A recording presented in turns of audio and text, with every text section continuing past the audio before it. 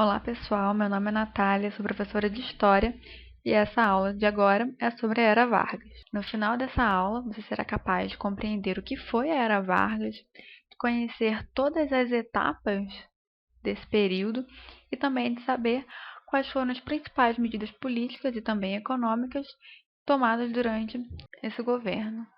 Só que para entender melhor essa aula, você precisa saber o que foi a República Velha, no que consistiu a política do café com leite e também quais foram os grupos que estavam em conflito durante a Segunda Guerra Mundial. Mas vamos primeiro ao vocabulário.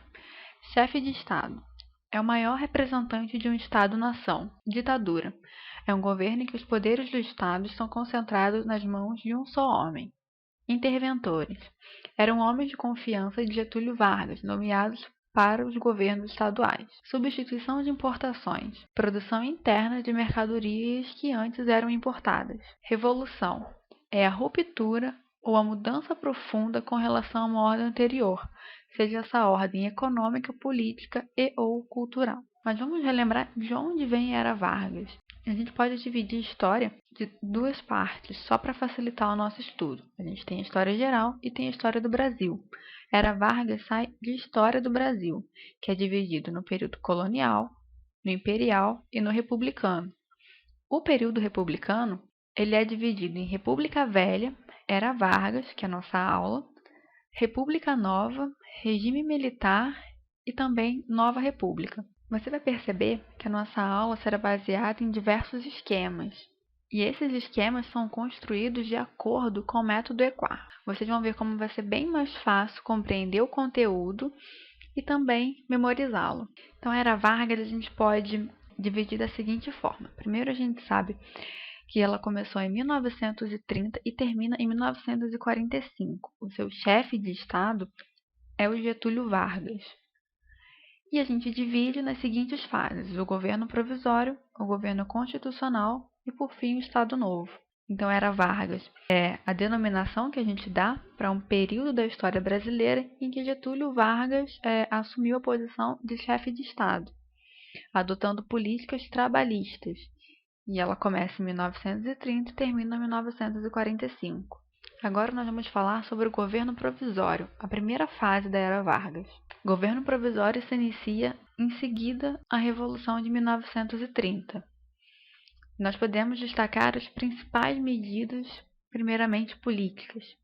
Foi um governo de conciliação de forças políticas, em que houve a nomeação de interventores para os estados e também a compra e estocagem do café. Do que a gente está falando quando fala em conciliação de forças políticas?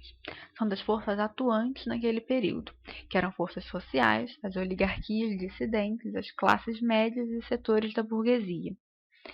E também as instituições, que nesse caso vai ser principalmente o Exército. Então, o governo provisório é um governo que foi organizado logo após a Revolução de 1930 e que procurou conciliar as forças políticas atuantes naquele momento, que eram as forças políticas sociais, as oligarquias dissidentes, as classes médias e setores da burguesia, e de instituições, como no caso o Exército. Getúlio Vargas vai nomear nesse período interventores para os governos estaduais e vai ser promovida a compra e a estocagem de café para que se possa manter o apoio dos cafeicultores. A conciliação de forças políticas e a nomeação dos interventores para os estados vão gerar uma consequência, que é a Revolução Constitucionalista de 1932. Vamos entender melhor o que é isso, detalhando essa revolução. Quem participa dela é a elite paulista. E o que leva a essa revolução é a nomeação de um tenente como interventor do estado de São Paulo e também a baixa participação política dos paulistas no governo. Com o fim da República Velha, os paulistas são marginalizados da política, ou seja, eles são deixados de lado. E por isso mostram-se insatisfeitos. Então, só para a gente entender bem, a escolha do tenente como interventor do estado de São Paulo vai desagradar a elite paulista, que queria um interventor civil, não militar, como era, e também vai querer a redemocratização do país. Somado a esses fatores, a baixa participação no governo leva à Revolução Constitucionalista de 1932, que pretendia alcançar o poder, mas não teve êxito. A consequência da Revolução é a aceleração da promulgação da Constituição de 1934, que tinha como principais itens o estabelecimento do Brasil como uma república federativa, a divisão em 3 poderes, a eleição direta, o Tribunal do Trabalho e ainda a legislação trabalhista. Então, a consequência da Revolução Constitucionalista de 1932 é a aceleração da promulgação da Constituição de 1934, que tem como os principais itens o estabelecimento do Brasil como uma república federativa, a divisão em 3 poderes, judiciário, legislativo e executivo, a eleição direta, o Tribunal do Trabalho e ainda a legislação do trabalho. Então, a Revolução vai levar à aceleração da promulgação da Constituição de 34, que estabelece a República Federativa do Brasil, a separação em 3 poderes, a eleição direta dos membros do Executivo e também do Legislativo, a criação do Tribunal do Trabalho e também da legislação trabalhista, entre outros. No dia seguinte à promulgação dessa Constituição, Getúlio Vargas é eleito o presidente constitucional do Brasil. Antes da gente passar para a segunda fase do governo Vargas, a gente tem ainda que destacar as principais medidas econômicas desse governo provisório, que foi a compra e estocagem do café e também a substituição de importações. A compra e estocagem do café foi feita para recuperar a economia brasileira, que estava abalada por causa da crise de 1929. Além disso, se iniciou um processo de industrialização por substituição de importações, devido à impossibilidade de se importar os produtos dos outros países, já que faltava moeda estrangeira e também por causa da alta inflação. Agora é a sua vez. Exercício número 1. Defina governo provisório, destacando as palavras-chave, mas como essa questão é bem pequenininha, toda ela é importante. Defina governo provisório. E aí a resposta. O governo provisório foi um governo de conciliação entre diferentes grupos políticos depois da Revolução de 1930.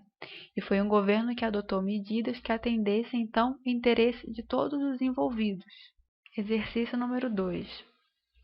Qual elite política demonstrou maior insatisfação com a nomeação por Vargas de tenentes como interventores nos estados e o que resultou disso? E agora a gente vai entender melhor como funciona a técnica das palavras-chave, que faz parte do método EQUAR, com essa questão que é um pouquinho maior. Então a gente separa as palavras que são mais importantes, que fazem parte da essência da questão. Qual elite política demonstrou maior insatisfação, nomeação tenentes, interventores, estados e o que resultou? Mais insatisfeito nesse momento foi a elite do estado de São Paulo, que realizou então a Revolução Constitucionalista de 1932, pretendendo alcançar o poder político, já que eles estavam descontentes com a escolha feita por Vargas de um interventor militar para o estado de São Paulo. E também estavam insatisfeitos porque tinham, nesse momento, uma baixa participação política no governo.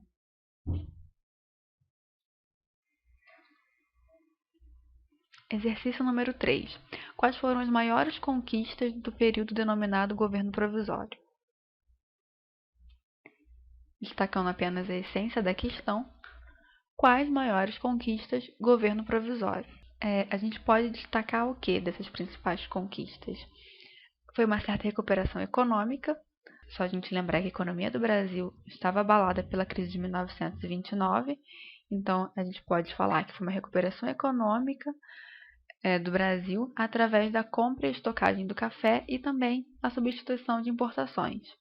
Outra conquista foi a promulgação da Constituição de 1934, que vai, por exemplo, permitir o estabelecimento de novas eleições.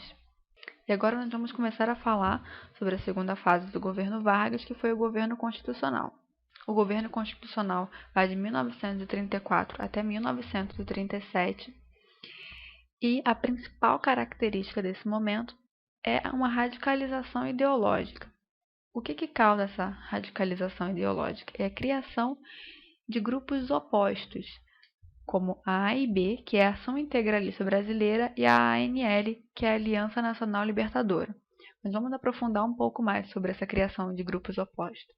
A AIB tinha como líder o Plínio Salgado E a sua ideologia, a gente pode dizer que ela era principalmente fascista. Ela tem outras características, mas a gente pode chamar atenção para o fascismo. A ANL tinha como líderes os comunistas, a ideologia era também comunista.